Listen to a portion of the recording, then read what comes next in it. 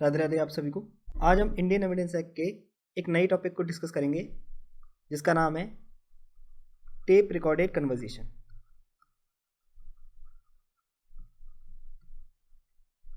Okay, important है ये mains के लिए। टेक्निकल और थ्योरेटिकल किसी भी तरीके से क्वेश्चन आपसे पूछा जा सकता है, तो चलिए इसको हम डिस्कस कर लेते हैं एक बार। Tape recorded conversation. Tape recorded conversation is relevant under section 6, 7 and 8 of Evidence Act।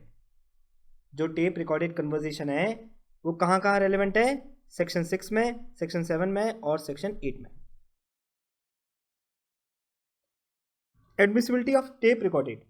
Tape recorded statement is a document as defined in section 3 of Evidence Act। Tape recorded statement एक document है as defined in section 3 of Evidence Act। आगे देखते हैं। They are relevant on satisfying the following conditions।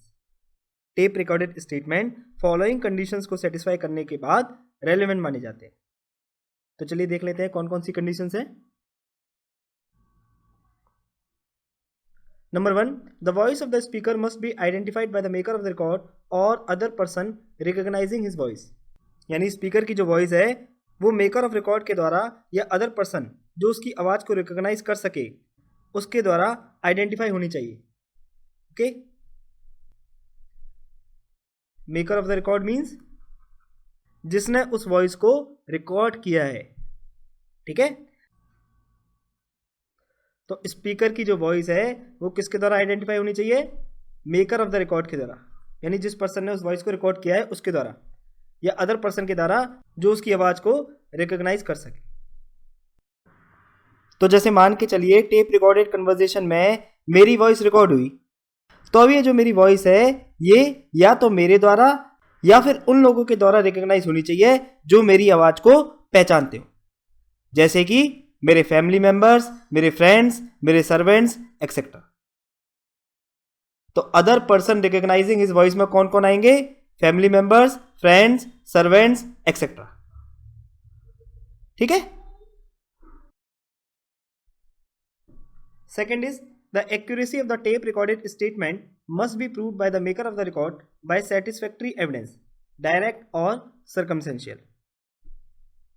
यानी tape recorded statement की जो accuracy है वो सैटिस्फैक्टरी एविडेंस से मेकर ऑफ रिकॉर्ड के द्वारा प्रूव होनी चाहिए।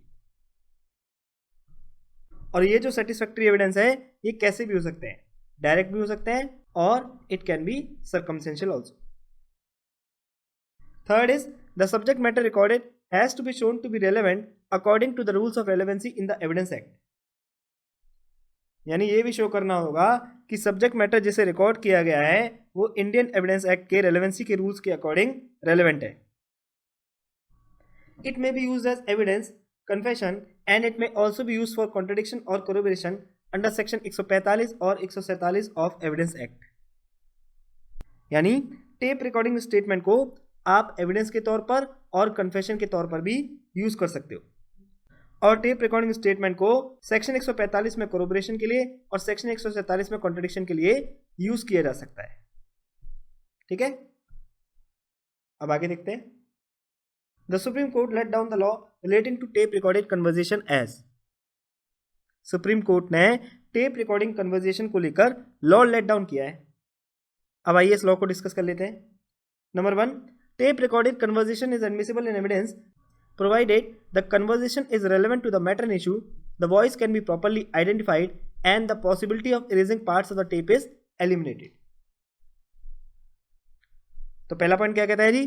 टेप रिकॉर्डिंग स्टेटमेंट एविडेंस में एडमिसिबल है प्रोवाइजो कन्वर्सेशन जो है वो मैटर इन इश्यू में रेलेवेंट हो, वॉइस को प्रॉपरली आइडेंटिफाई किया जा सके और टेप के पार्ट्स को इरेज करने की पॉसिबिलिटी को एलिमिनेट किया गया हो।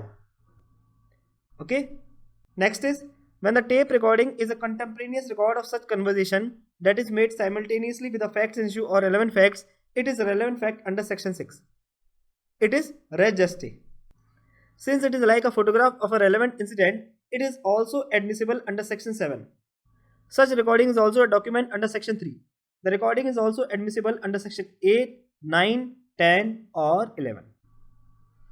तो क्या कहता है जी, जब टेप रिकॉर्डिंग स्टेटमेंट उस कन्वर्जेशन का कंटेम्परेनियस रिकॉर्ड है, यानी फैक्ट इशू या रेलेवेंट फैक्ट के साथ ही उसे रिकॉर्ड किया गया है, तो फिर वो सेक्शन 6 में रेलेवेंट फैक्ट है. Okay, contemporaneous record of such conversation means कि conversation made simultaneously with a fact and issue और रेलेवेंट फैक्ट. ओके, फिर आगे इन्होंने बताया कि चूंकि ये रेलेवेंट फैक्ट इंसिडेंट की फोटोग्राफ जैसा है, इसलिए सेक्शन 7 में भी एडमिसिबल है. Such recording is also a document under section 3. ये रिकॉर्डिंग सेक्शन 3 में डॉक्यूमेंट भी है, और ये जो रिकॉर्डिंग है ये सेक्शन 8, 9, 10 और 11 में एडमिसिबल भी है.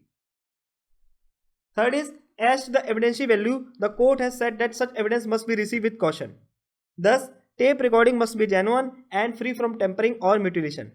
The court should be otherwise satisfied of its accuracy. Third क्या कहता है जी, टेप रिकॉर्डिंग स्टेटमेंट की एविडेंशियल वैल्यू को लेकर कोर्ट ने डिलीवर किया कि ऐसे एविडेंस को कॉशियसली रिसीव किया जाना चाहिए. That is, tape recording genuine होनी चाहिए, छेड़छाड़ से फ्री होनी चाहिए और कोर्ट उसकी एक्यूरेसी से सेटिस्फाइड होनी चाहिए. ठीक है, अब आगे देखते हैं. Next is, even if the tape recording is obtained unlawfully, it will be admissible in evidence as detection by deception is a form of police procedure. यानी अगर टेप रिकॉर्डिंग को अनलॉफुली भी ऑब्टेन किया जाता है, तब भी उसे एविडेंस में एडमिसिबल कर लिया जाएगा. क्यों? क्योंकि धोखे से टेप रिकॉर्डिंग स्टेटमेंट को डिटेक्ट करना पुलिस प्रोसीजर का एक फॉर्म है. तो देखो, इस चीज को हमने एडमिसिबिलिटी की वीडियो में भी डिस्कस किया था कि नहीं किया था. हमने देखा था कि चाहे डॉक्यूमेंट इलीगली तरीके से ही प्रोक्यूर क्यों ना किया गया हो, फिर भी वो एडमिसिबल ही रहेगा, प्रोवाइजो उसकी जो रेलेवेंसी और जेन्युइननेस प्रूव हो जाती है. इन मगराज पतोडिया वर्सेस आर के बिल्ला 1970, it was held that even if a document is procured by improper or illegal means, there is no bar to its admissibility provided its relevance and genuineness are proved.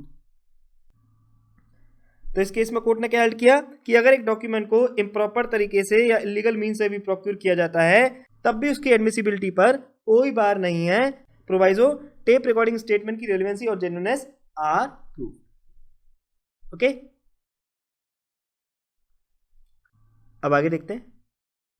The Madras High Court has in R. Venkatesan versus State considered the evidentiary value of tape recorded conversation. In that case, the conversation was not audible throughout and was broken at a very crucial place.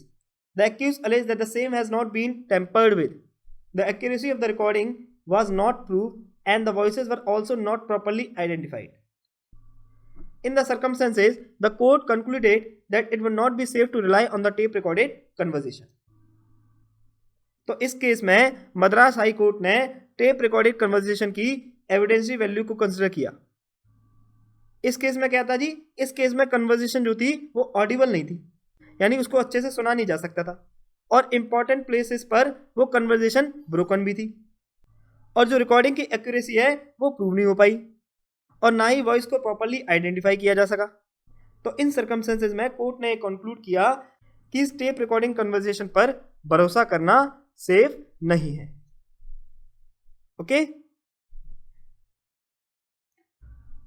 भैया, आप खुद सोचिए, जब conversation Audible नहीं थी, important places पर conversation broken थी, recording की एक्यूरेसी प्रूव नहीं हो पाई, और ना ही वॉइस को प्रॉपर्ली आइडेंटिफाई किया गया, तो क्या इस टेप रिकॉर्डिंग कन्वर्सेशन पर भरोसा करना सेफ है? बिल्कुल नहीं है. ठीक है, तो इसलिए इस केस में कोर्ट ने क्या कंक्लूड किया कि इस टेप रिकॉर्डिंग कन्वर्सेशन पर भरोसा करना सेफ नहीं है. आगे देखते हैं. As regards admissibility of tape recordings, the Bombay High Court, C.R. Mehta versus State of Maharashtra 1993, has observed the law is quite clear that tape recorded evidence, if it is to be acceptable, must be sealed at the earliest point of time and not opened except under orders of court. तो tape recording admissibility को लेकर Bombay high court ने observe किया कि law पूरी तरीके से clear है कि अगर टेप रिकॉर्डिंग एविडेंस को एक्सेप्टेबल करना है तो उसे अर्लीस्ट पॉइंट ऑफ टाइम पर सील करना चाहिए, यानी जैसे ही वो टेप रिकॉर्डिंग कन्वर्सेशन मिलती है उसको तुरंत की तुरंत सील कर देना चाहिए, और बिना कोर्ट के ऑर्डर्स के उसे ओपन नहीं करना चाहिए. ठीक है, आगे देखते हैं. Admissibility of tape recorded version. In Ram Singh versus Ram Singh, the Supreme Court justice Faizal Ali laid down the following test regarding the admissibility of tape recorded version. Ram Singh के केस में सुप्रीम कोर्ट के जस्टिस फैजल अली ने टेप रिकॉर्डिंग वर्जन की एडमिसिबिलिटी को लेकर following test lay down किए हैं जी। कौन कौन से, आइए इनको देख लेते हैं एक बार। Number 1, the voice of the speaker must be identified by the maker of the record और other person recognising his voice. Where the maker is unable to identify the voice, strict proof will be required to determine whether or not it was the voice of the alleged speaker. ठीक है, तो इस point को already हम discuss कर चुके हैं, starting में हमने इसी पॉइंट को डिस्कस किया था। बस नया क्या है एक बार वो देख लेते हैं कि अगर मेकर वॉइस को आइडेंटिफाई करने में असमर्थ है तो स्ट्रिक्ट प्रूफ चाहिए ये डिटरमाइन करने के लिए कि क्या वो वॉइस अलेज्ड स्पीकर की वॉइस थी। Okay, next is the accuracy of the tape recorded statement must be proved by the maker of the record by satisfactory evidence, direct or circumstantial. Okay, वही point है कि tape recording statement की accuracy को maker of record satisfactory evidence से prove करेगा। अब वो satisfactory evidence कोई भी हो सकते हैं, डायरेक्ट भी हो सकते हैं, सर्कमस्टेंशियल भी हो सकते हैं। Third is possibility of tampering with और erasure of any part of the tape recorded statement must be totally excluded. यानी टेप रिकॉर्डिंग स्टेटमेंट के किसी भी पार्ट से छेड़खानी करने की पॉसिबिलिटी या इरेज करने की पॉसिबिलिटी टोटली एक्सक्लूड होनी चाहिए। Okay, fourth is the tape recorded statement must be relevant. जो टेप रिकॉर्डेड स्टेटमेंट है वो रेलेवेंट होनी चाहिए। Fifth is the tape recorded cassette must be sealed and must be kept in safe और official custody. यानी जो tape recorded cassette है वो सील्ड होनी चाहिए और सेफ या ऑफिशियल कस्टडी में रखी जानी चाहिए। And last is the voice of a particular speaker must be clearly audible and must not be lost or distorted by other sounds or disturbances. यानी पर्टिकुलर स्पीकर की वॉइस जो है वो क्लियरली ऑडिबल होनी चाहिए और वो वॉइस अदर साउंड या डिस्टर्बेंस से लॉस्ट या डिस्टॉर्टेड नहीं होनी चाहिए। लाइक जैसे ट्रेन की आवाज से वो वॉइस लॉस्ट हो गई या नेटवर्क इश्यू से वॉइस ब्रेक हो गई, इस तरीके से नहीं होनी चाहिए। ठीक है, तो टेप रिकॉर्डेड वर्जन की एडमिसिबिलिटी को लेकर ये 6 पॉइंट्स थे। आप इन 6 पॉइंट्स को एक बार अच्छे से देख लेना। ओके, मेंस के लिए बहुत इंपॉर्टेंट है, प्लस इसका केस राम सिंह वर्सेस राम सिंह। ठीक है ना। अब चलिए, अब हम आपके साथ RM मलकानी के केस के फैक्ट्स डिस्कस कर लेते हैं। RM Malkani versus state of Maharashtra. क्या हुआ था जी इस केस में? देखो, इस केस में होता क्या है, एक डॉक्टर से ऑपरेशन परफॉर्म करते समय पेशेंट की डेथ हो जाती है। ठीक है, अब जो पेशेंट के घर वाले होते हैं वो डॉक्टर को ब्लैकमेल करने लगते हैं। वो बोलते हैं कि डॉक्टर साहब, इस बात को दबाए रखने के लिए आप हमें मोटा पैसा दीजिएगा, वरना हम इस बात को मीडिया में डिस्क्लोज कर देंगे। अब जो डॉक्टर होता है वो क्या करता है, वो पेशेंट की फैमिली की सभी बातों को रिकॉर्ड कर लेता है। ठीक है, डॉक्टर साहब जो होते हैं वो पेशेंट की इन सभी बातों को रिकॉर्ड कर लेते हैं। अब डॉक्टर साहब इस टेप रिकॉर्डेड कन्वर्सेशन को एविडेंस में लीड करते हैं। अब ये जो मैटर है वो सुप्रीम कोर्ट पहुंचता है और एक्यूज पार्टी बोलती है, यानी जो पेशेंट की फैमिली होती है वो बोलती है कि due to certain legal conditions doctor साहब इस टेप रिकॉर्डेड कन्वर्सेशन को एविडेंस में लीड नहीं कर सकते। ठीक है, अब ये जो टेप रिकॉर्डेड कन्वर्सेशन है ये एविडेंस में एडमिसिबल ना हो, इसके लिए एक्यूज पार्टी अपनी कंटेंशन देती है।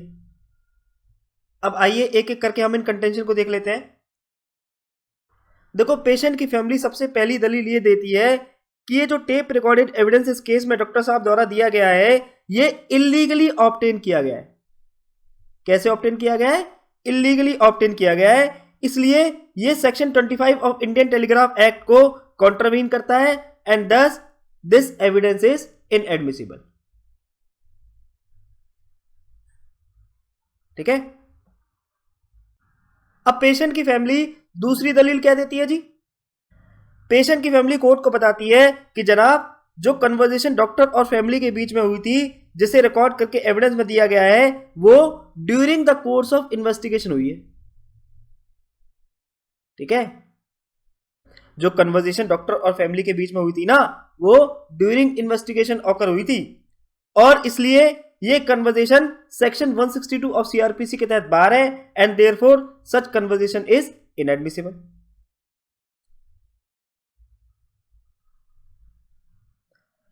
ठीक है. So these were the two main contention of appellate और फैमिली मेंबर्स. अब चलिए देखते हैं कि सुप्रीम कोर्ट ने इन दोनों कंटेंशन से कैसे डील किया. तो देखो, फर्स्ट कंटेंशन को समझने से पहले आपको इंडियन टेलीग्राफ एक्ट का सेक्शन 25 थोड़ा सा समझना होगा. Section 25 of Indian Telegraph Act. Section 25 of Indian Telegraph Act क्या कहता है जी?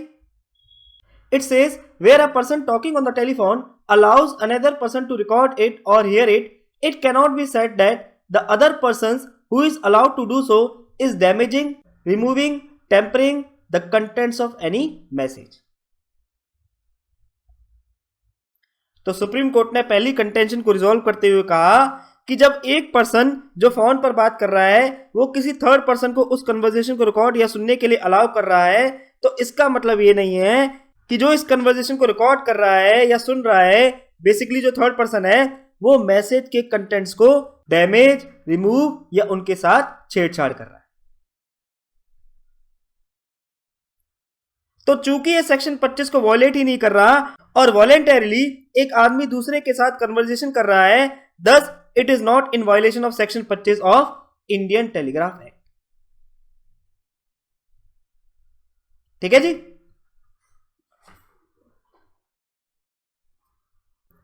Now coming to the second contention. Second contention क्या थी? That the tape recorded conversation was made in the course of investigation and thus it is barred by section 162 of CRPC. So regarding this contention, Supreme Court held that the telephonic conversation was between doctor and the appellant. They spoke to each other. Neither of them made a statement to police officer. The telephonic conversation was between किस किस के बीच में थी? Patient की family के बीच में और doctor के बीच में. इन दोनों ने ही आपस में बात करी थी. They spoke to each other. इन दोनों में से किसी ने भी पुलिस वाले को स्टेटमेंट नहीं दी थी. Neither of them made a statement to police officer. तो देखो, जब डॉक्टर और अपीलेंट आपस में बात कर रहे हैं और उनमें से किसी ने भी कोई स्टेटमेंट पुलिस को ही नहीं दी, तो जब कोई स्टेटमेंट पुलिस को दी ही नहीं है तो सेक्शन 162 ऑफ सीआरपीसी वो कहां से वायलेट हो जाएगा? ठीक है, बात समझ में आ रही है भाई? जब कोई स्टेटमेंट पुलिस वाले को दी ही नहीं गई है तो जो सेक्शन 162 है वो वायलेट कहां से हो जाएगा?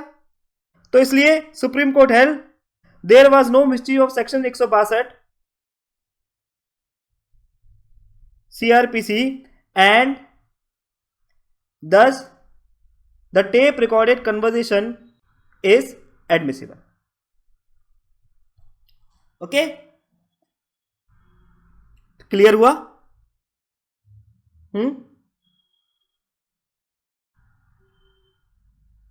थोड़े से टाइम टेकिंग प्रोविजंस है, एक बार में शायद आपको क्लियर ना हो, कोई बात नहीं, परेशान मत होइएगा.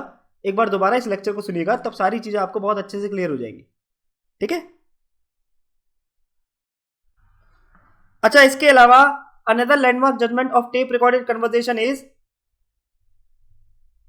यूसुफ अली इस्माइल नागरी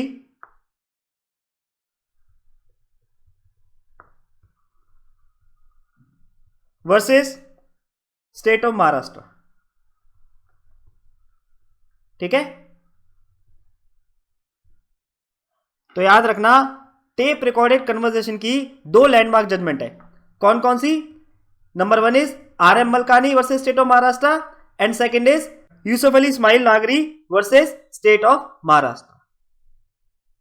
ठीक है. अच्छा, आप एक बात याद रखना कि टेप रिकॉर्डेड कन्वर्सेशन सेक्शन 7 में इफेक्ट के तौर पर रेलेवेंट है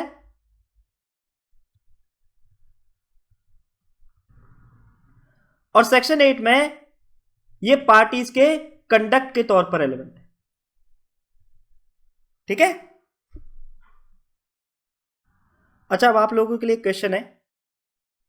क्वेश्चन ये है कि मान के चलिए टेप रिकॉर्डेड कन्वर्सेशन का जो मेकर है, यानी जिसने वो स्टेटमेंट बोली है, वो कोर्ट में आके कहता है कि जैसा ये जो स्टेटमेंट है ये मेरी नहीं है, ये मेरी आवाज है ही नहीं, अपोजिट काउंसिल झूठ बोल रहे हैं. ठीक है, क्वेश्चन समझ में आया आपके? दोबारा से रिपीट कर रहा हूं, क्वेश्चन क्या है कि टेप रिकॉर्डेड कन्वर्सेशन का जो मेकर है, यानी जिसने वो स्टेटमेंट बोली है, वो कोर्ट में आके कहता है कि जज साहब ये स्टेटमेंट मेरी नहीं है, ये मेरी आवाज है ही नहीं, अपोजिट काउंसिल झूठ बोल रहे हैं। तो अब आप मुझे बताइए कि ऐसे केसेस में क्या होगा? क्या अपोजिट काउंसिल के पास उसकी आवाज को प्रूव करने का कोई और तरीका अवेलेबल है?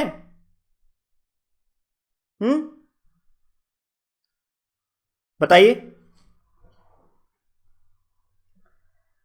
चलिए दिमाग पर जोर डालिए, वीडियो को पॉज करिए और खुद से आंसर करने की कोशिश करिए। कोई भी चीटिंग ना करे प्लीज। अगर आप चीटिंग कर रहे हैं तो आप मेरे साथ नहीं, अपने साथ ही धोखा कर रहे हैं। ठीक है, एक बार खुद से मेंटल एक्सरसाइज करने की कोशिश जरूर कीजिएगा।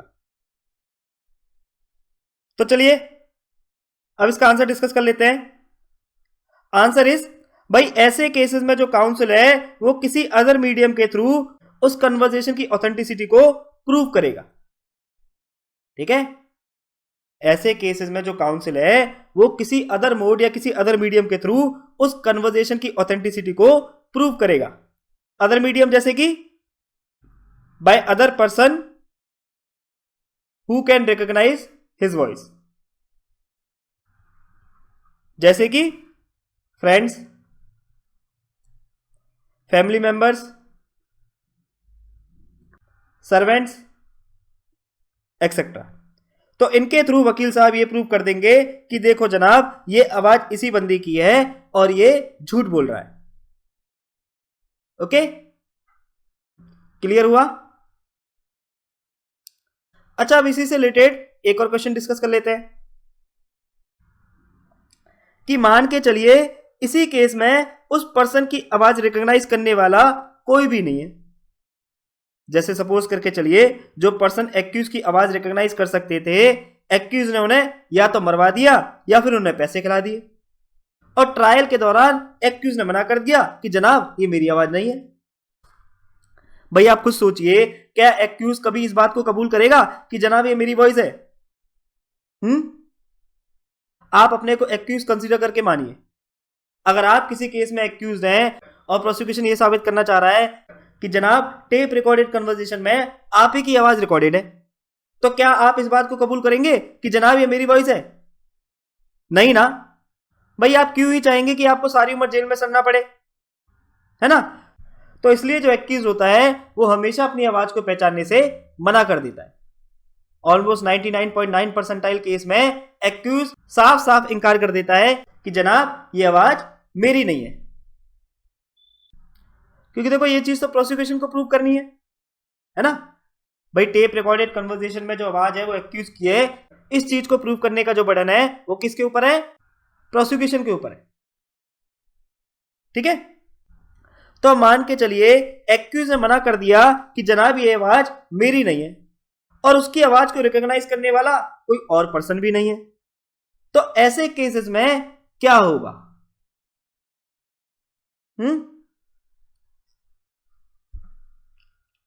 बताइए, क्या ऐसे केसेस में जो प्रोसिक्यूशन है उसके पास कोई और रेमेडी बचती है?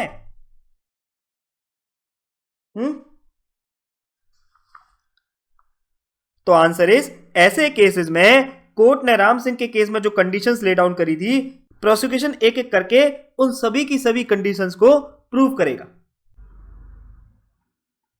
जैसे prosecution will prove to the satisfaction of the court कि जनाब इस टेप रिकॉर्डेड कन्वर्सेशन से किसी भी तरह की कोई छेड़छाड़, कोई इरेजिंग, कोई टेम्परिंग नहीं हुई है। फिर प्रोसिक्यूशन ये प्रूव करेगा कि जनाब ये टेप रिकॉर्डेड कन्वर्सेशन जो है ये मैटर इश्यू में रेलेवेंट है। देन ही विल प्रूव कि ये जो टेप रिकॉर्डेड कन्वर्सेशन है ये पूरी तरीके से ऑडिबल है और इसकी आवाज कहीं से भी डिस्टॉर्टेड या लॉस्ट नहीं है। देन ही विल प्रूव कि जनाब इस टेप रिकॉर्डेड कन्वर्सेशन को सील करके सेफ कस्टडी में रखा गया था। तो इन सभी चीजों को प्रूव करके प्रोसिक्यूशन कोर्ट में यह साबित करना चाहेगा कि जनाब ये जो आवाज है ये एक्यूज की है। ओके, बाकी फिर भी मैं यही कहूंगा कि ये सभी चीजें केस टू केस वेरी करती है। केसेस के फैक्ट्स एंड सर्कमस्टेंसेस को देख के ही कोर्ट इन सभी चीजों को डिटरमाइन करती है, ठीक है ना। तो आप एक बात और याद रखना कि one who is producing the tape recorded conversation in evidence has to establish its authenticity. Okay, one who is producing the tape recorded conversation in evidence has to establish its authenticity. Okay? तो I guess अब आपको इस topic से related एक rough idea मिल गया होगा।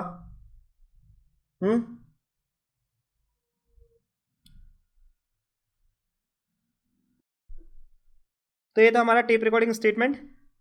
अब चलिए इसके पीटी के पॉइंट्स डिस्कस कर लेते हैं। Number 1, tape recording statement is a document under section 3 of Indian evidence act.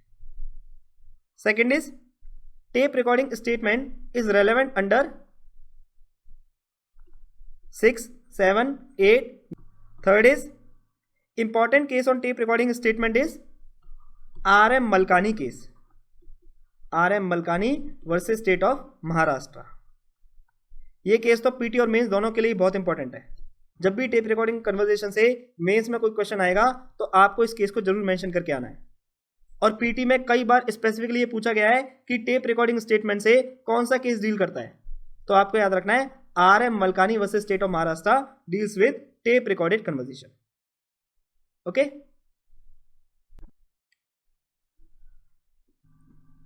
अब चलिए टेप रिकॉर्डेड कन्वर्सेशन से एक मेंस का क्वेश्चन हम डिस्कस कर लेते हैं। A appeared as a witness for the prosecution. During cross-examination, it was suggested that he had earlier admitted before the accused that he had not seen the occurrence and that he was pressurized by the police to appear as witness. On his denial, he was confronted with a tape-recorded conversation. A denied that it was his voice.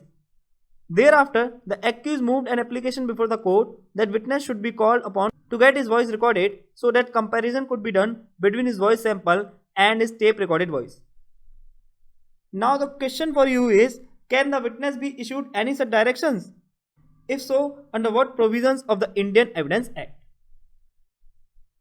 तो चलिए comment करके बताइए इसका answer. अच्छा question है, पंजाब के mains में 2010 में आया भी हुआ है, तो चलिए आंसर करिए आप इसका। Next question is state if tape recorded conversation is admissible under the Indian evidence act, is there any limitation to its admissibility? करिए इस क्वेश्चन का आंसर और प्लस केस लॉ भी मेंशन करिएगा, ठीक है। तो ये था हमारा आज का लेक्चर। अगर आपको लेक्चर पसंद आया है तो आप लाइक, शेयर और कमेंट जरूर कीजिएगा, और अगर आपको लेक्चर पसंद नहीं आया है तो आपको डिसलाइक करने का भी पूरा राइट है। और प्लीज आप लोग कमेंट करके अपने फीडबैक जरूर दीजिएगा, जिससे कि फ्यूचर में मैं अपने आप को और इंप्रूव कर सकूं। और अगर आप लोग चाहते हैं कि वीडियोस में किसी भी तरह का मैं चेंज करूं तो आप मुझे कमेंट करके बता सकते हैं। मैं पूरी कोशिश करूंगा चीजों को आपके अकॉर्डिंग चलाने की।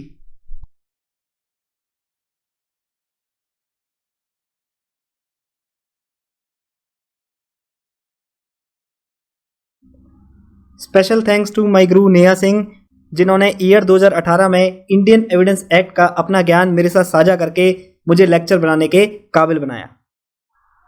अगर आपको इस लेक्चर से कुछ सीखने को मिला है और आप मुझे कंट्रीब्यूट करना चाहते हैं तो आप मुझे कंट्रीब्यूट भी कर सकते हैं। ये है मेरा QR कोड, आप किसी भी ऑनलाइन पेमेंट एप्लीकेशन के थ्रू मुझे पेमेंट कर सकते हैं। और याद रखना, ये कंट्रीब्यूशन जो भी आप करोगे ये केवल सोसाइटी के लिए यूज किया जाएगा, जैसे कि गरीब बच्चों की पढ़ाई के लिए, उनकी शादी के लिए, गौ माता की सेवा के लिए, एक्सेट्रा।